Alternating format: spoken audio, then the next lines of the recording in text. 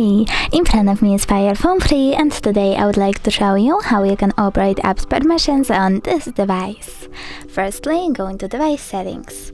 Then you need to choose apps and notifications and tap on advanced over here. Then choose permission manager and select one of those phone's features, like location.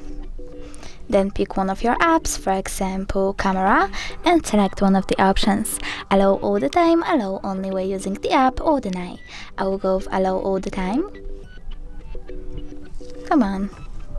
So when I go back, I can set camera gained access to this device location, but you can also just click on one of your apps. Select see all maps permissions over here and manage them from here.